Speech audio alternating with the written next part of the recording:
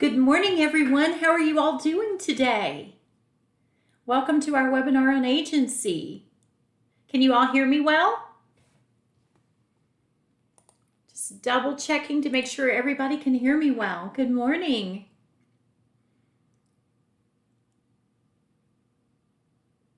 I hope you're all having a wonderful, wonderful day.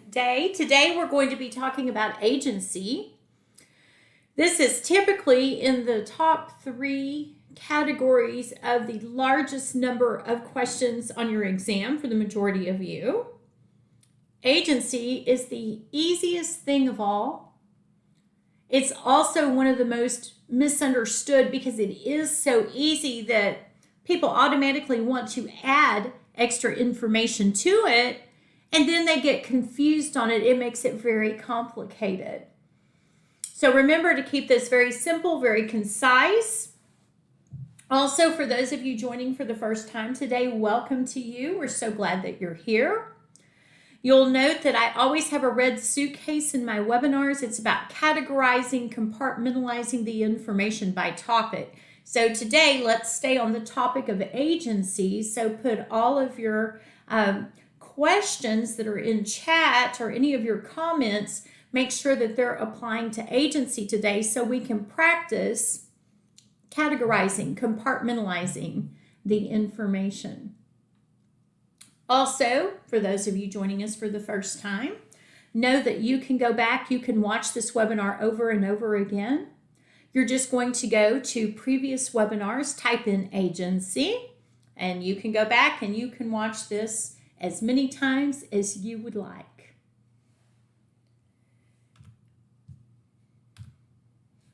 Another thing for those of you joining us for the first time, Prep Agent understands the fact that we all learn differently.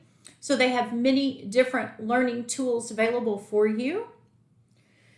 The webinars, what we're working on today.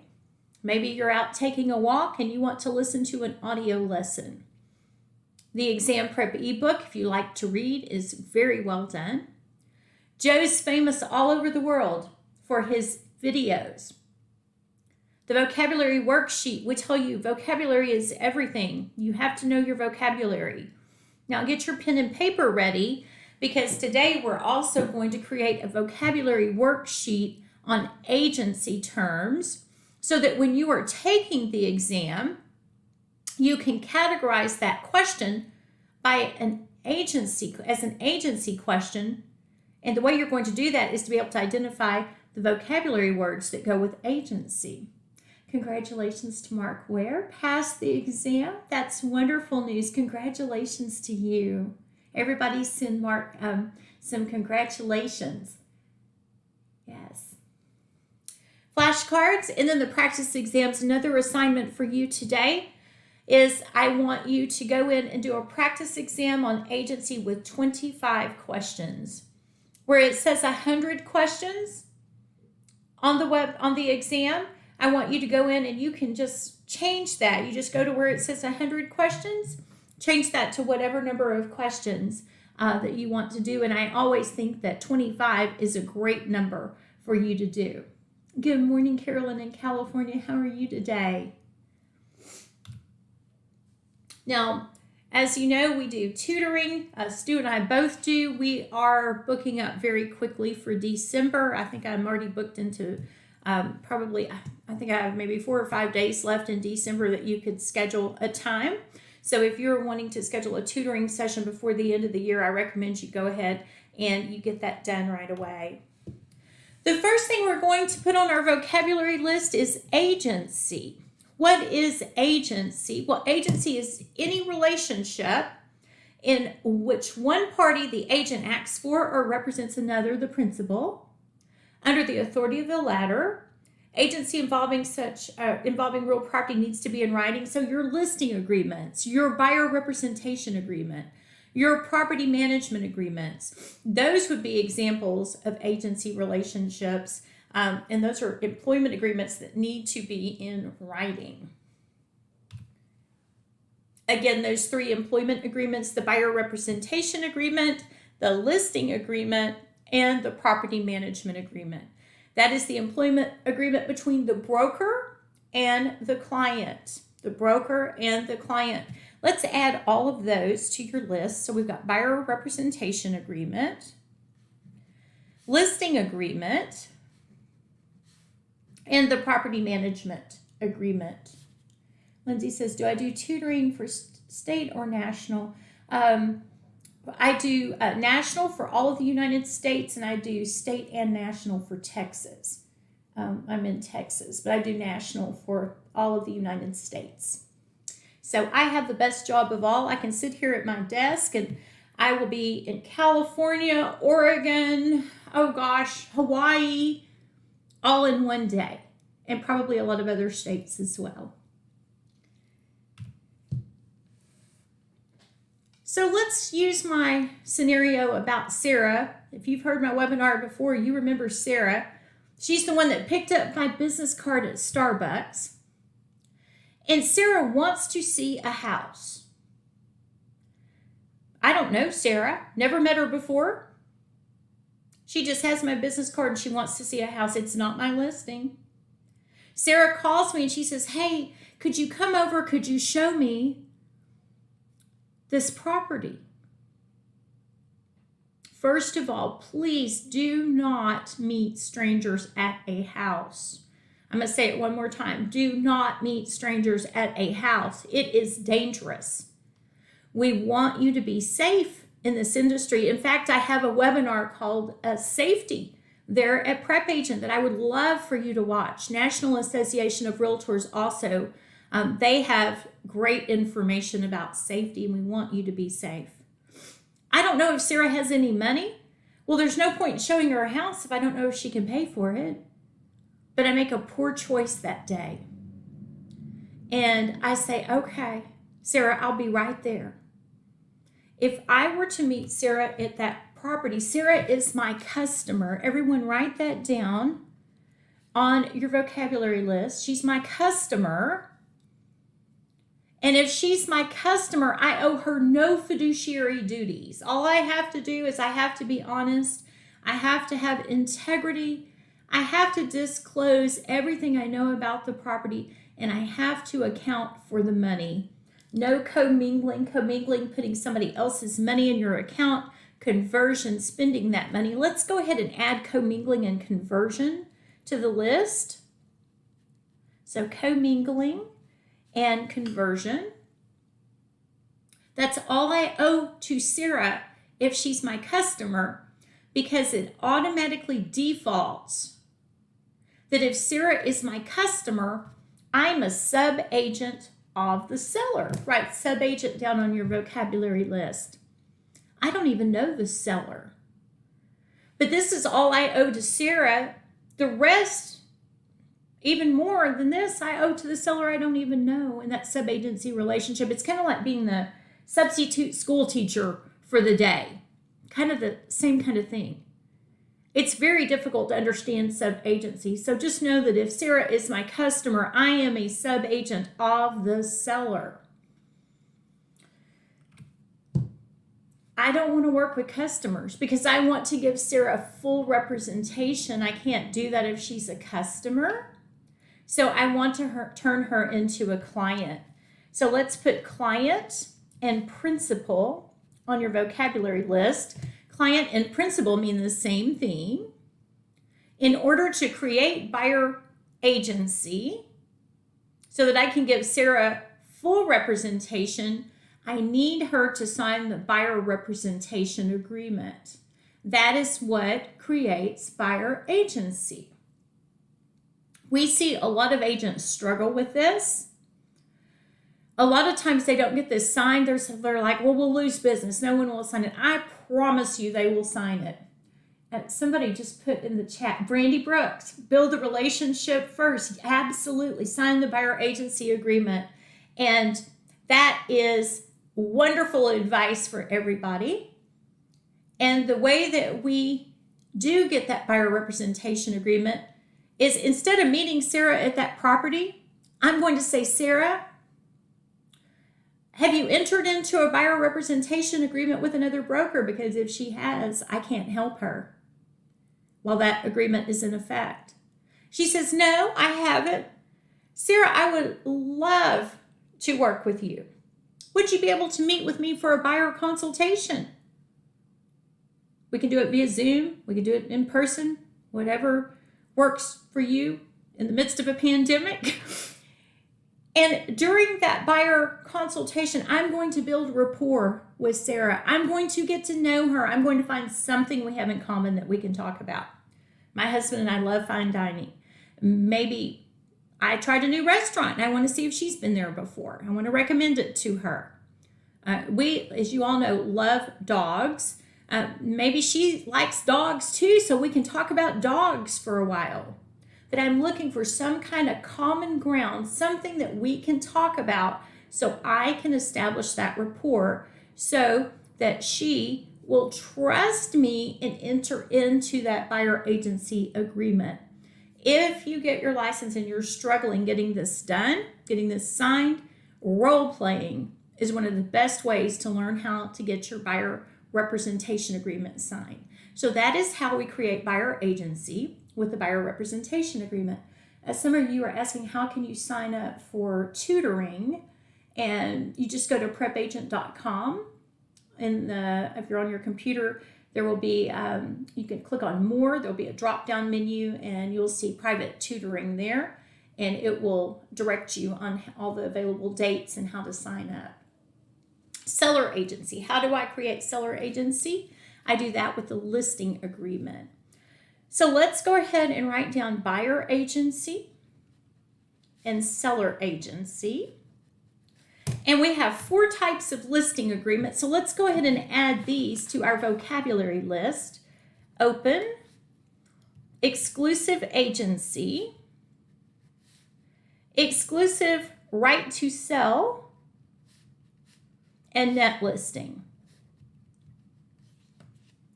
The open listing. In an open listing, a seller can list their property with multiple brokers.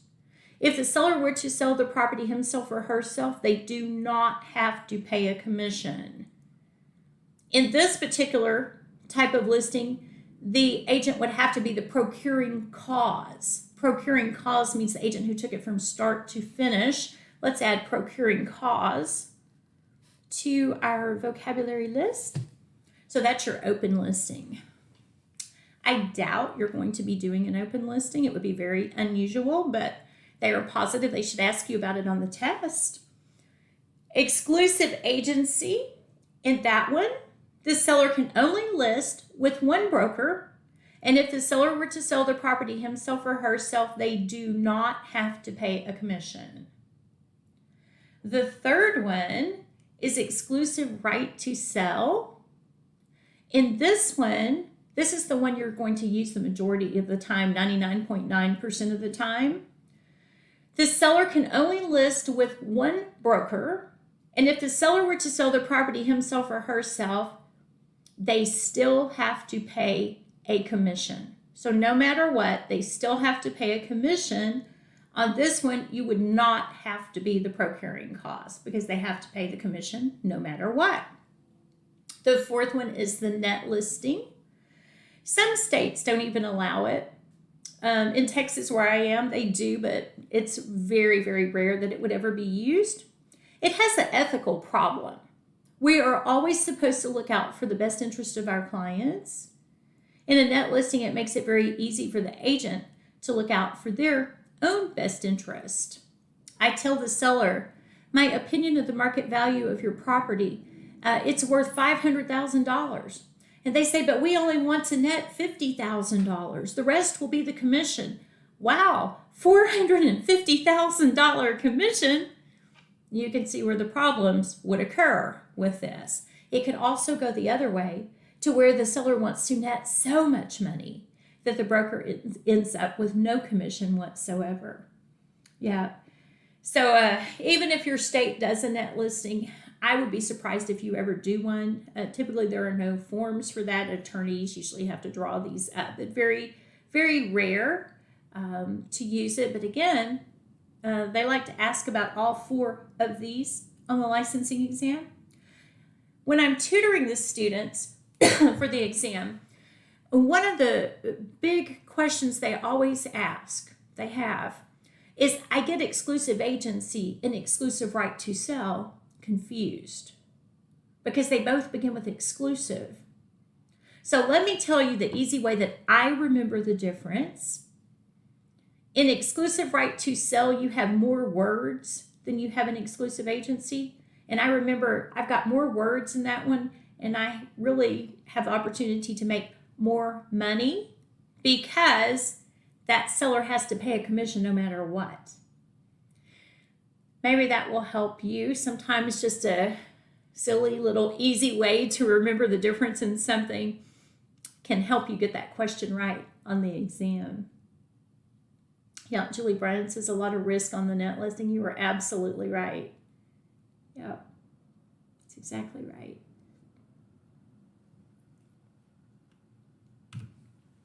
Now, I owe fiduciary duties to my client. So let's write down the word fiduciary. That just means trust. It's a trust-based relationship. And I remember it by the acronym OLD CAR.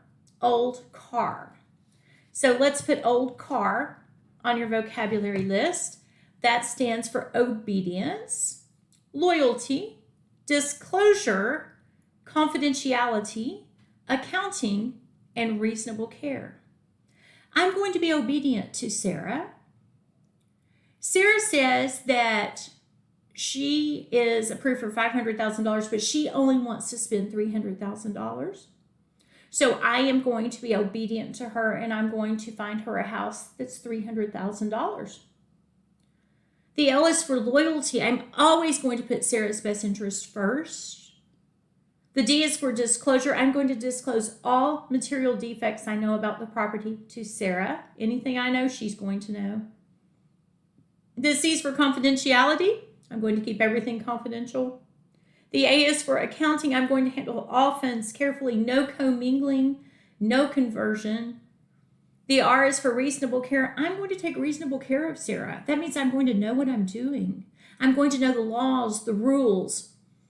I'm going to know how to do my job so I can be a great agent to Sarah and represent her well. Now, make a note on this. Of these fiduciary duties, loyalty terminates when agency terminates. Okay? So loyalty terminates when agency terminates. However, confidentiality goes on forever and ever and ever. So loyalty terminates when agency terminates. However, confidentiality lasts a lifetime. It's there forever. I had a seller last year. They took their house off the market. We terminated the listing agreement. When we did that, it terminated the loyalty. This year, they put it back on the market, but with a different brokerage. And this year, I have the buyer. So I no longer have loyalty to the seller. I have loyalty to my buyer, even though it's that same house. I still know a lot of confidential information about that seller. I know how much they owe on the property. I know if we received any offers on it, how much they were for. I have to keep that all confidential, even though I'm now representing the buyer. It's a very awkward situation to be in because how can you have all this knowledge and not use it? But that confidentiality, again, goes on forever and ever and ever. It never goes away. I do have to disclose all the material defects, anything I know about the property. I do have to disclose that to the buyer. So old car. Remember, loyalty terminates when agency terminates. Confidentiality lasts a lifetime. Dual agency. On the national portion of your exam, they're going to ask you about dual agency. That's where you have one broker and they have the buyer and the seller. It does require written permission. There is a lot of liability in dual agency. So you'll get a question on the national part of the exam. Now, when I say national part of the exam, remember that some of you only have one exam. and it includes national and state questions all mixed in together. Others have it divided into 2 exams. Like in Texas, where I am, we have 2 tests. We have a national and a state. California, you have 1 test. Georgia, you have 1 test. So it depends on which state you're in. And Julissa, yes, you're exactly right. In Texas, we do not do dual agency.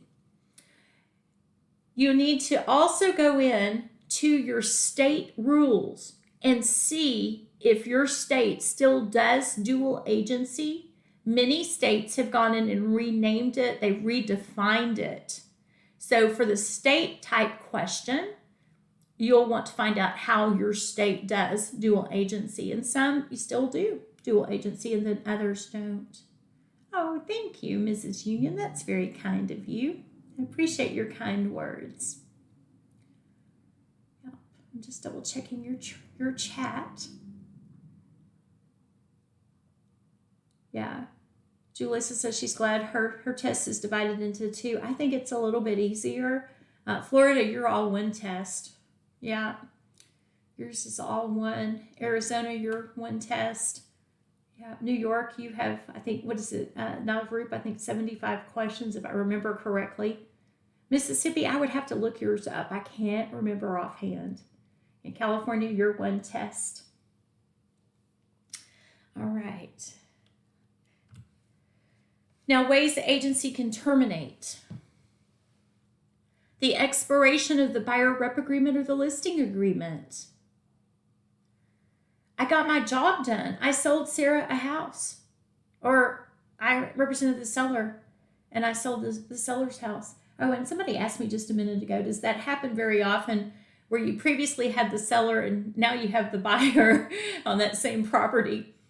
Not super often. Yeah, it can happen, but not a whole lot of the time. Yeah.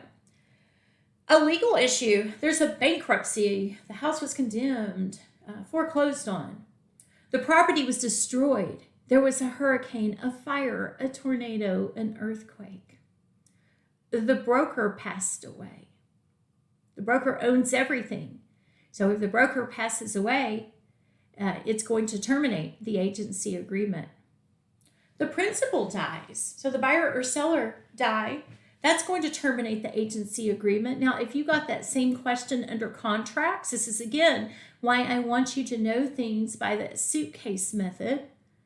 You could get the same question on a contracts question, and if they ask you if the principal dies, what happens to the contract? Well, if it's in the executory part of the contract, it can go on. The heirs can carry forward and conclude that transaction. However, if it's an agency question, it's going to terminate the agency agreement. So how do you know if it's a contracts question or an agency question? This vocabulary that we're doing, all these terms that we're writing down today, if it's one of these terms that's in that question, you can identify it as being in your agency suitcase. And you know, if the principal dies in an agency relationship, it terminates the agency. Julie Marsh, the principal is the same thing as the client. Principal and client mean the same thing.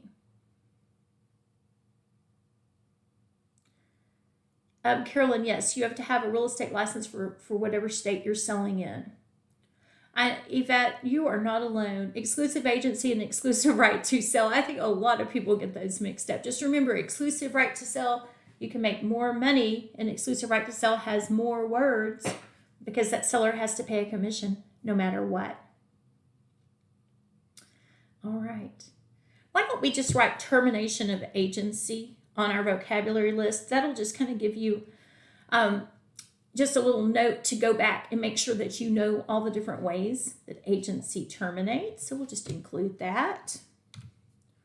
Okay, everyone okay with what we've just talked about? Let me double check your chat. That's how easy agency is. Isn't that super easy? We just overcomplicate it, and it's not just students getting their license. I teach continuing education classes here in Texas. I teach Legal 1, Legal 2. I teach broker responsibility, which is to the elite of the elite in real estate. That's brokers, managers, trainers, I go over the same agency lesson with them, and I always have one person at least in class who never understood agency. And again, that's because they're overcomplicating it. It's really this easy. Julissa, the best way to know if it's a contract or agency question is to have these vocabulary terms by topic. So if you get a question with one of these words in it, like that we've got on our vocabulary list today, you can define it as an agency question. Same thing with contracts. That's right, Robin. On exclusive right to sell, the seller has to pay a commission no matter what.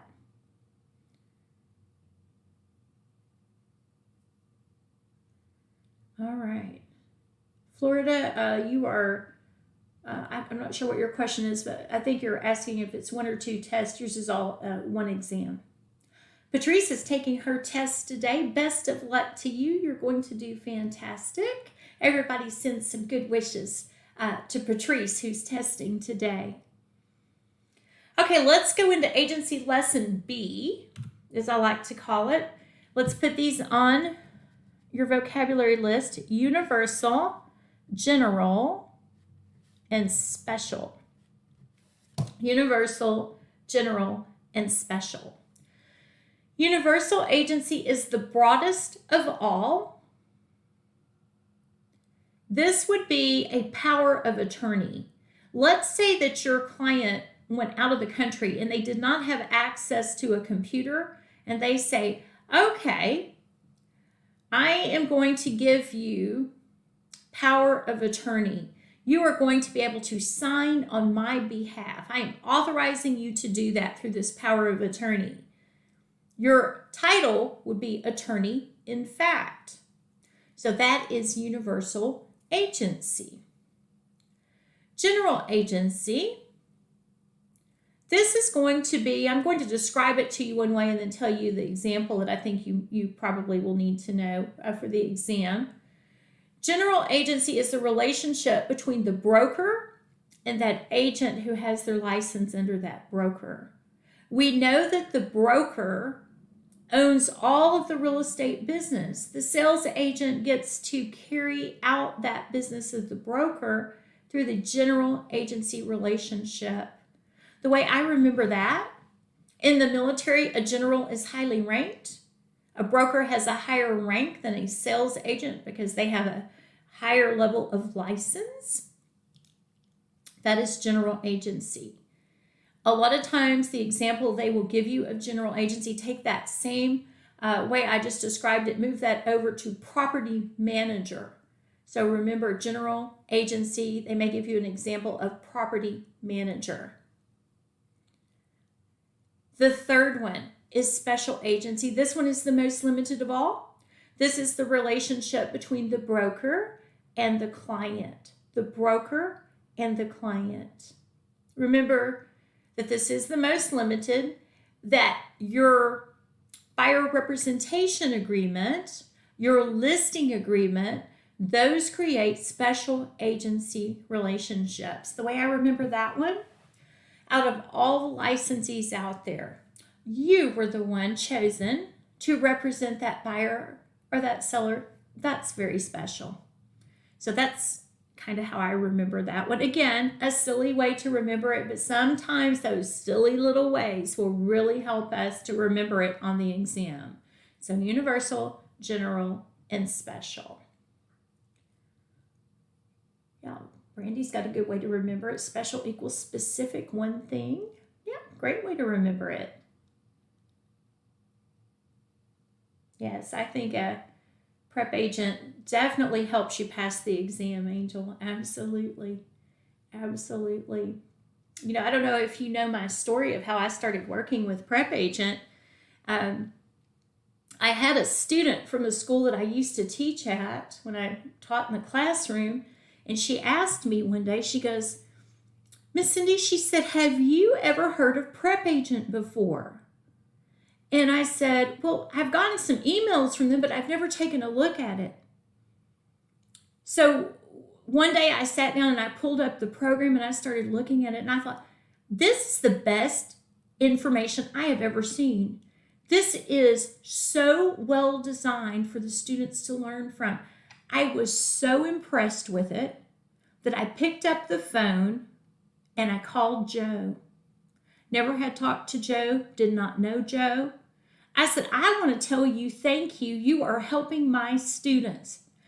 Thank you for having such a fantastic program. And he said, hey, I need some help, somebody to do webinars, tutoring, things like that. He said, can we talk? That's how I ended up at Prep Agent. Another student told me about it, one of my students. So I was so impressed. It's not all the time that I pick up the phone and call somebody I don't know to say, hey, thank you for putting that program together. But I did that day, and I'm so glad I did, because the most incredibly amazing people you could ever work with there at Prep Agent. Such wonderful people. So anyway, yes, I think it's a great program, and it definitely helps a lot of people. And one of the most important things, they understand you all learn differently. We all have a different learning style. So many learning tools available there for you. Okay, let's go over, that's kind of not a totally complete list on that slide. So let me go over the vocabulary terms that I have down. Agency, buyer representation agreement, listing agreement, property management agreement, customer, commingling, conversion, subagent, client, principal, buyer agent, seller agent,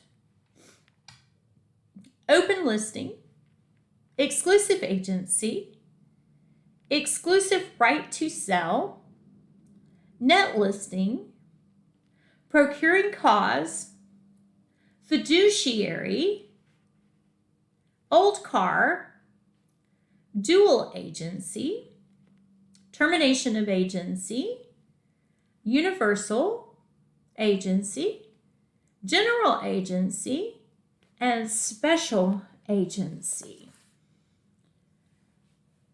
Did you all get all of those terms on your vocabulary list? Again, that's how I'm going to know when I read the question which suitcase this question is coming from, which topic. Oh, thank you for your kind words. I count it quite an honor to get to teach you amazing students.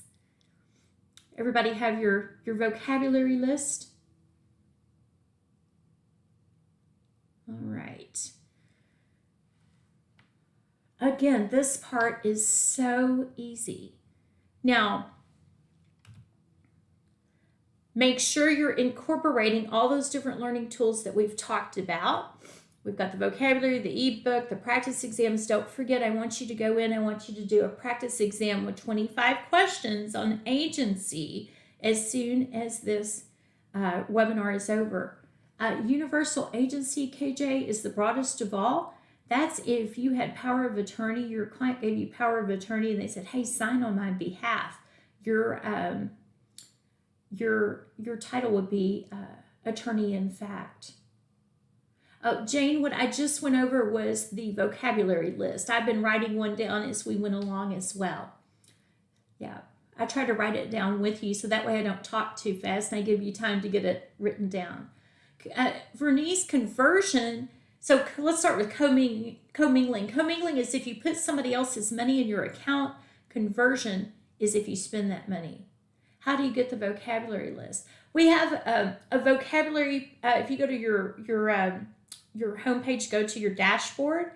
We have all the vocabulary terms right there under vocabulary.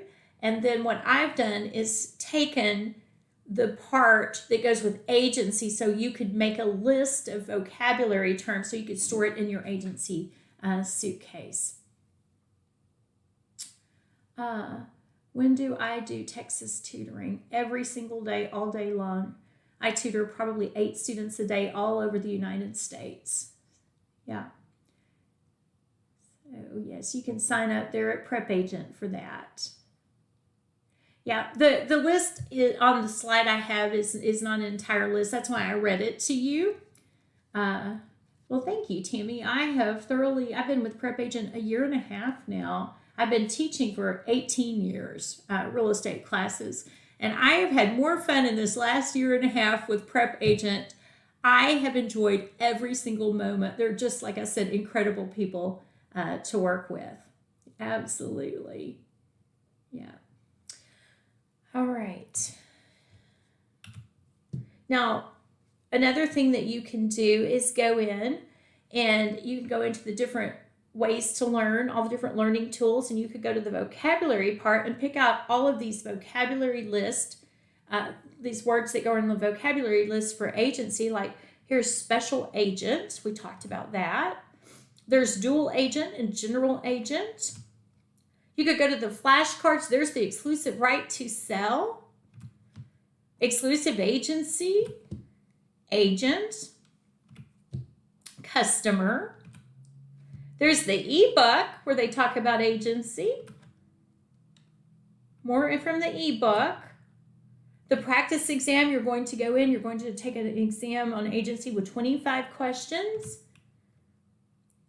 There's duty of fair and honest dealing.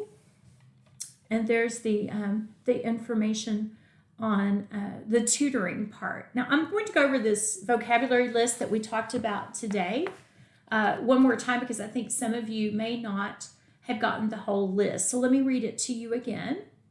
Agency, buyer representation agreement, listing agreement, property management agreement, customer, commingling, conversion, sub-agent, client, principal, buyer agent, seller agent, or buyer agency, seller agency, either way, open listing, exclusive agency, exclusive right to sell, net listing, procuring cause, fiduciary, old car, a dual agency, termination of agency, universal, general, and special agency. So make sure you have all of those terms written down. Brandy Brooks says, what's the difference between power of attorney and attorney in fact? Brandy, if your client were to give you power of attorney so that you could sign on their behalf, your title is attorney in fact. They would refer to you as the attorney in fact. It's just a title. Yeah. Yeah. I know, KJ, you're exactly right. They took the math off the California exam. Everybody is so jealous. All the other states are like, we still have math. California, they're so fortunate. And sometimes when I'm tutoring a California student, they're like, but I love math. And they took all our math off the test. So I'm like, most people are very jealous of you because you have no math. Yes. All right, I'm just double checking your chat here. How are you feeling about agency? Do you all feel okay on it? You see how easy this is? Everybody feel okay on the agency part?